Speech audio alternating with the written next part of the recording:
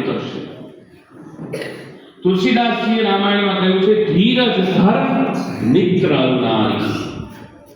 લિયો Tolstoy એવું કીધું કે જિંદગીમાં સફળતા મેળવવી હોય તો ધીરજ રાખવી પડે. ધૈર્ય વગર ક્યારેય સફળતા મળતી નથી. એક તમારી જેવો યુવાન કે જે ગ્રેજ્યુએટ કરી અને નોકરીની તલાશમાં શહેરમાં જાય છે, નોકરી માટે શહેરની અંદર જાય છે, જરૂરિયાત નીડ્સ બહુ જાજી, નોકરી મળતી નથી, શહેરમાં ધીમે ધીમે પસાર થઈ રહ્યો છે. એવામાં એક મોટો બંગલો હોય છે, બંગલા પાસે ઊભો છે. ત્યાં એક કોઈ મોટો માણસ કાર લઈ અને આવે છે અને એ કારમાંથી બહાર નીકળે છે. બહાર નીકળીને એને કહે છે કે કેમ ભાઈ હું અહીંયા શું કામ ઊભો છું? તો કે શેઠજી મેં ગ્રેજ્યુએશન કર્યું છે, મારે નોકરીની જરૂર છે, આ મારું સર્ટિફિકેટ છે, આ તમે જુઓ. તો કે તારે અને માણા પારખું માણા તો તરત ઓળખી જાય. એને કહ્યું ખરેખર તારે નોકરીની જરૂર છે? તો કે મારી પાસે એક કામ છે. શું? સામે એક ઈંટોનો જે ઢગલો દેખાય છે એ ઈંટોનો ઢગલો બગીચામાં ફેરવી તાર મૂકવાનો છે, એટલું યાદ રાખ. તો જરૂરિયાત છે, વિચારો શું કરવાનું? કે કઈ વાંધો નહીં, કઈ પણ વિચાર્યા વગર ગ્રેજ્યુએશન કરેલો એ છોકરો એ ઈંટોનો ઢગલો સવારમાં ઈંટો ફેરવવાનું ચાલુ કરી દે છે અને સાંજ થાય એટલે બધી ઈંટો એક જગ્યાએ ગોઠવી મૂકી દે છે. પહેલો દિવસ પસાર થયો. શેઠે સાંજે આવી કહ્યું શું થયું, થઈ ગયું કામ? તો કે ઓકે, ચાલો આપણે બગીચામાં જોઈ આવીએ કે કરી નાખ્યું નહીં. તો કે હા મેં કરી નાખ્યું. અને પછી શેઠે કહ્યું બહુ સરસ, ચાલે આ તારીખ રોજીના 300 રૂપિયા તને આપી દઉં છું. ઓકે, હવે તારે કામ કરવું મારી? ઓકે હા. એક ભૂલ થઈ ગઈ મારી.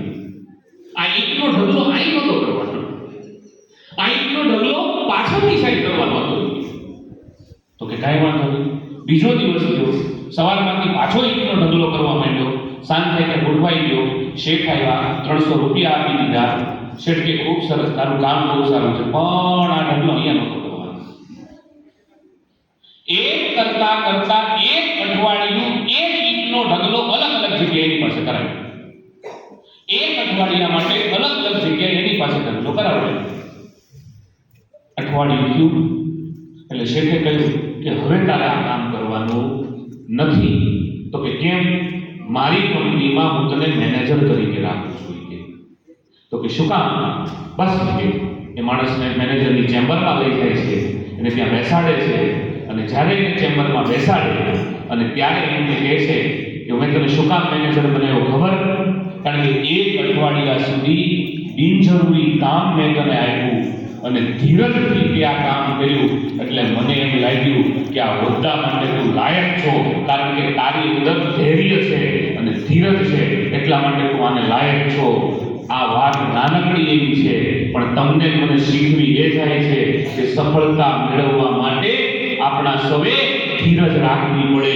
તો ધીરજ રાખીએ ને તો સફળતા મળે, અન્યથા સફળતા મળતી નથી. આપણા વડીલો કહી ગયા ઉતાવળે આંબા પાકે નહીં. શોર્ટકટ પર હાલે ને એ ક્યારેય સફળ ન થાય. ભારત રત્ન સચિન તેંડુલકર જ્યારે નિવૃત્ત થયા ને ત્યારે સચિન તેંડુલકરે સ્પીચમાં એવું કીધું હતું કે હું તમને બધાને રિક્વેસ્ટ કરું છું કે જિંદગીમાં ક્યારેય શોર્ટકટ નહીં પકડતા, ક્યારેય શોર્ટકટમાં જતા નહીં. આ વાત કહેવા પાછળનો આ એક જ હેતુ છે વાલા વિદ્યાર્થી મિત્રો કે આપ સૌ સમજો કે ધીરજ એ સફળતાનો સૌથી મોટો પાયો છે.